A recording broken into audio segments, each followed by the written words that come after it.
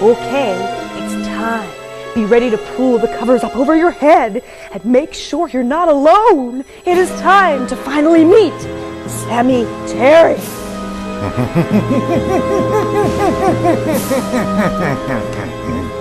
Now everybody knows who I am. Sammy Terry.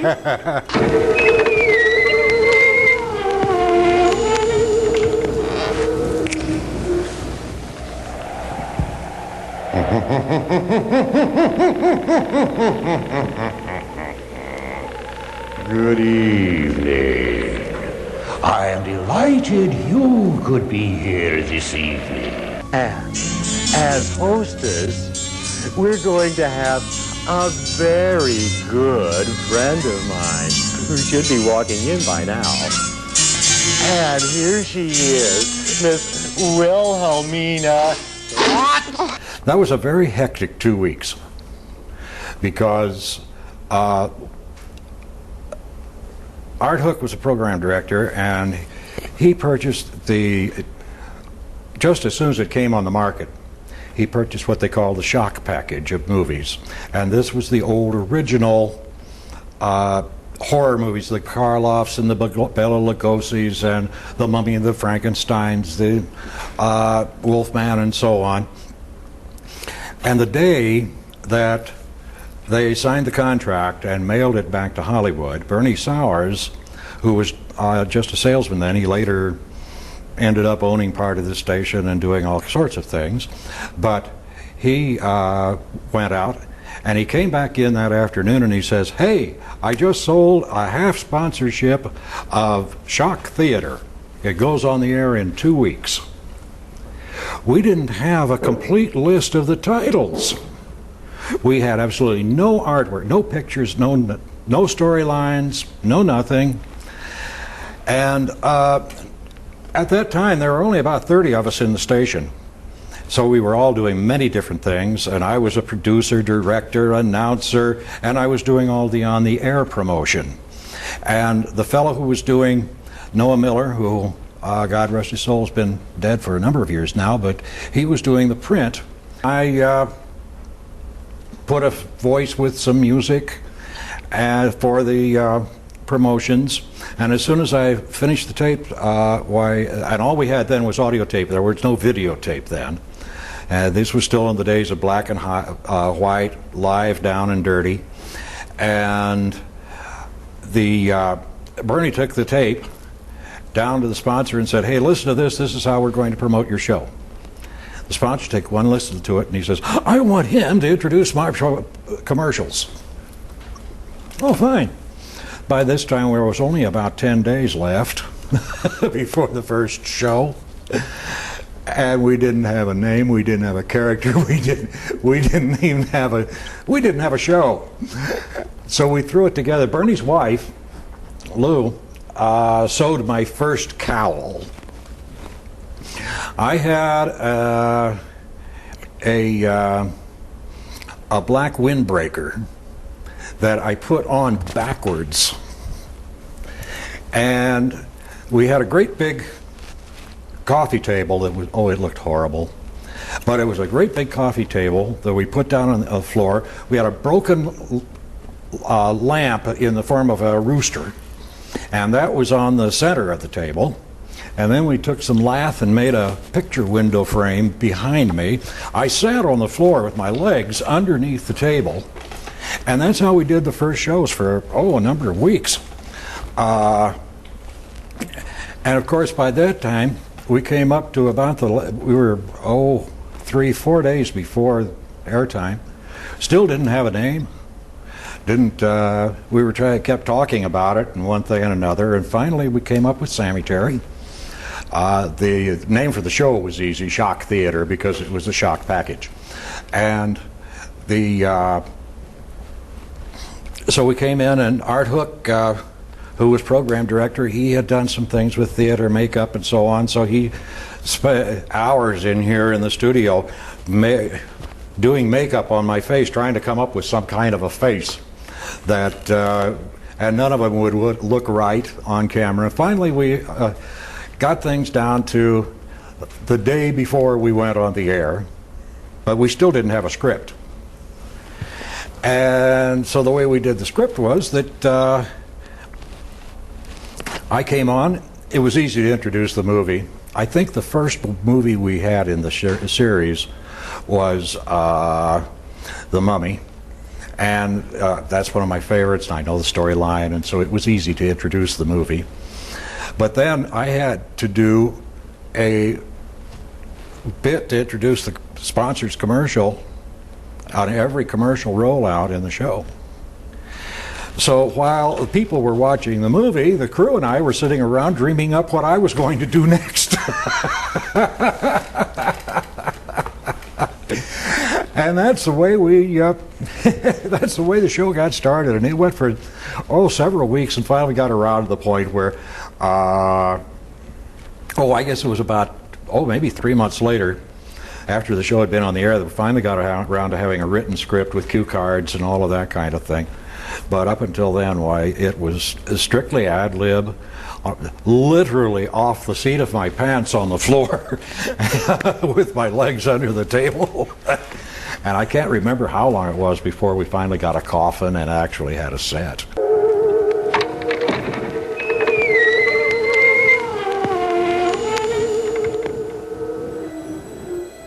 Even though Sammy Terry has been off the air since 1989, the demands for personal appearances continue. I have on my desk at the store right now, I have a note that I've got to call a lady Monday and tell her that I no longer do birthday parties. The store Bob refers to is the Family Music Center, where Sammy Terry's alter ego has been selling music and musical instruments to Indianapolis families for decades. But I have a standing thing there that I don't talk about Sammy Terry, I just talk about music. Because if I did, and I would sign autographs and laugh and do, we would get a lot of Sammy done, and we wouldn't be able to sell any music. And I'm very, very thankful for that people remember and liked it that well. It's a wonderful feeling there's a lot of love.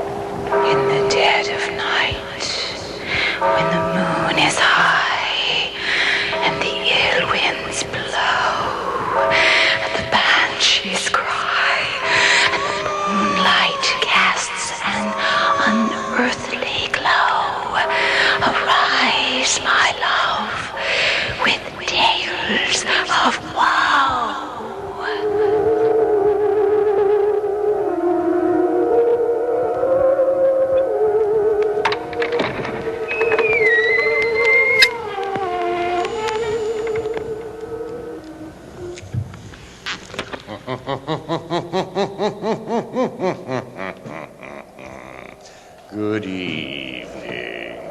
Welcome to 2 maddening hours of horror and fright. I am Sammy Terry.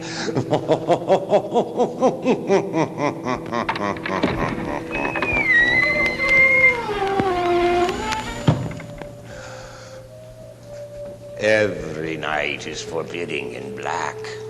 The long, dark shadows set apart from the rest of the inky night by silvery pools of light from the cold, frosty-looking moon.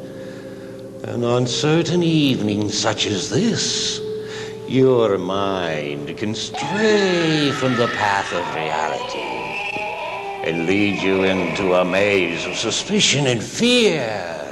For behind every bush and tree, hiding in the haven-hued shadows, a fiendish maniac is waiting just for you. He'll pounce on you out of nowhere and with insane fury ravage you, while a twinkling star in the heavens appears to be coming closer and closer. It isn't a star, it isn't an airplane, no, it's not a comet or a meteor. It might be a UFO from outer space bent on destroying you. You run madly home, pursued by these treacherous demons of the imagination. And when you're safe inside, you're afraid to take a drink because a deadly virus may be in the water. So hide back in the farthest corner of the couch and turn on the TV. And after an evening's imaginative stroll with terror, it'll be nice to see something soothing to your nerves.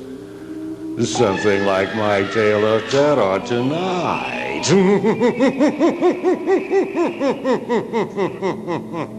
One of the very first things, I was so excited. Two of the very first things I did, I got to be Sammy Terry's chair. You remember that? The chair where you just sit there and you had this blanket over you, you'd rock back and forth, and he'd come over and sit on your lap and rock. And the other thing was I got to run the scoop. Now back in the old days, it was black and white, and I personally think it was probably more scary back then. Spookier, grainier, dirtier, just grungier. As a result, scarier. It wasn't in color, it was just, you could use your imagination to paint in the colors, And I would be down on the floor, wallowing around in my jeans, holding this scoop light so it would shine up on him to give him that spooky look. And there would be two of us. And that's all we would do for the whole taping session of his show. And it was absolutely a riot, We were so proud of ourselves. Scoop operator, you had to do it right. You had to follow him around. And we're filthy by the time we got done. But I really enjoyed working with Bob. Can I say that? Bob Carter? Because he's an extremely talented man, a jack of so many trades. And the irony is, the man is an absolute, he's a Christian. He's a good human being. And he attends church regularly, but yet he still was able to do this caricature that was so convincingly that had everybody scared to death. And he could write the most delightful scripts. We're just biting our tongues and laughing. And people at home are going, oh my God, believing all this. But the old techniques, I guess, based on all I'm saying, were a great deal of fun.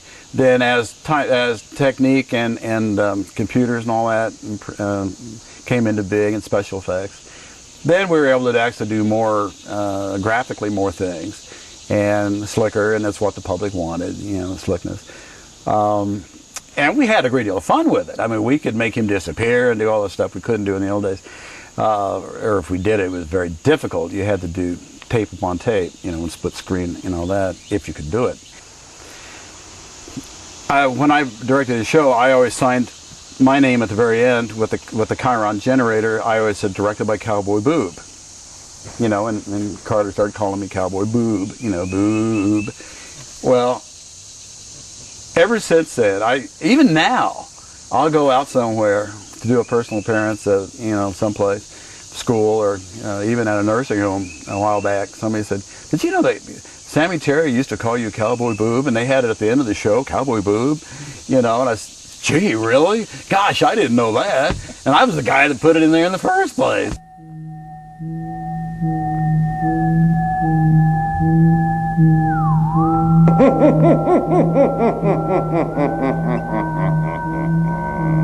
Now that the Black Widow is no longer making Goolsby paranoid, and the twins are having such a joyous romp through the state of Connecticut, maybe now I can have my typo cocktail.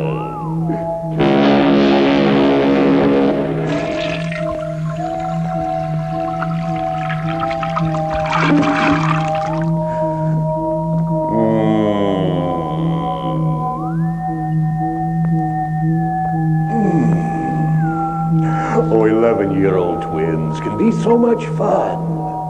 And the giant spider reminded me of a graveyard rhyme. Thank you, Chair.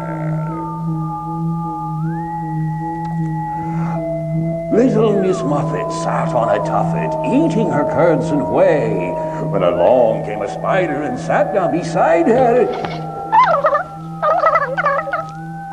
Bit her on the seat, took the food, and began to eat.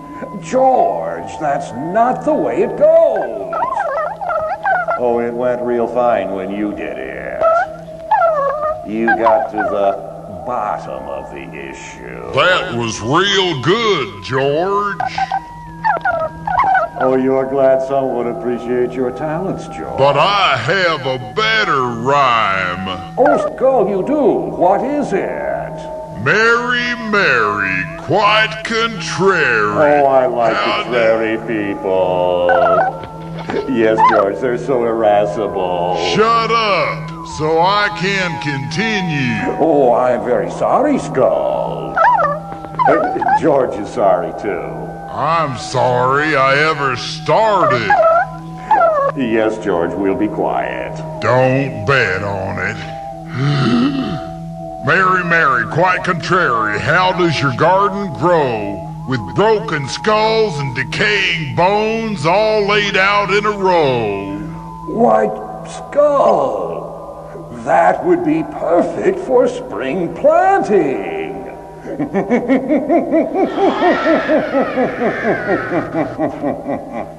As far as being a legend is concerned, I'm not really sure that that's true yet. Oh, it's true. Everybody says it is, and I'm very grateful. I think God has blessed me. But I knew that he was going to last for a while when the 13-week sponsor contract ran out. That sponsor went bankrupt, and other people picked it up and continued the show. And it's one of the longest running 13-week contracts in the history of television. Because I was on the air for, around 30 years still.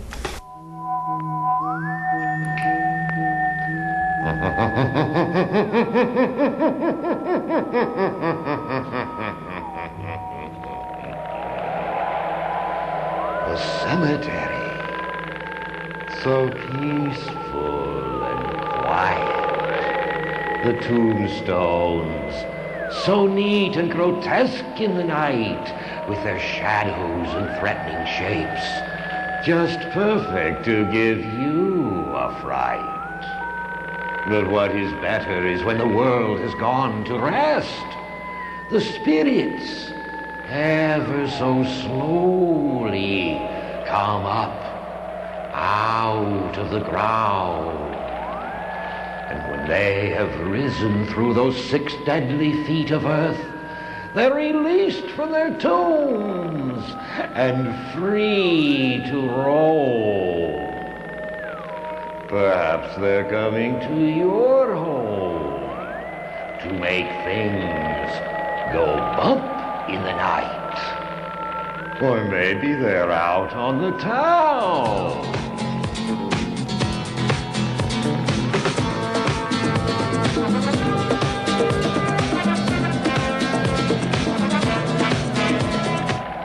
There isn't any law that says ghosts can't jive in a dive.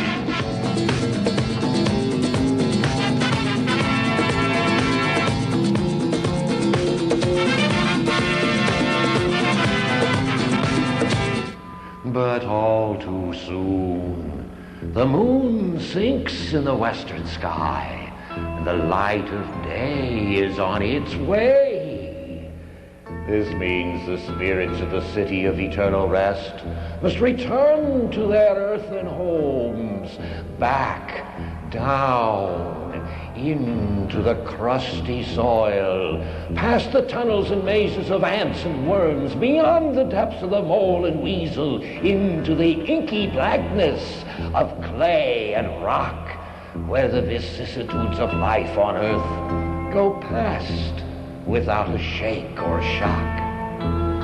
But on another night, when the moon is full, the ghosts will once again rise for a night-long stroll. Not all such places are graveyards of horror. Death in some is a real howl. After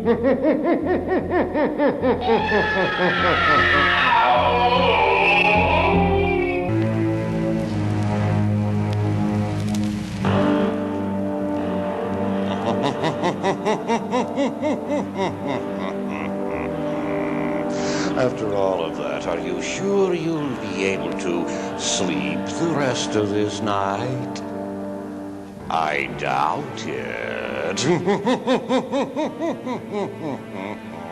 And next Friday night, you'll be even more perplexed and frightened when you see my tale of terror. A favorite camp event is to gather around the campfire when the sun has long set, and with the wind rustling the leaves, the occasional buzzing of an insect in your ear, you tell ghost stories. And later, lying in your sleeping bag, you're frightened beyond belief. Well, next Friday night, my horror story will eclipse all of the narratives you have heard around your campfire. For you will be launched into a cataclysmic experience of terror.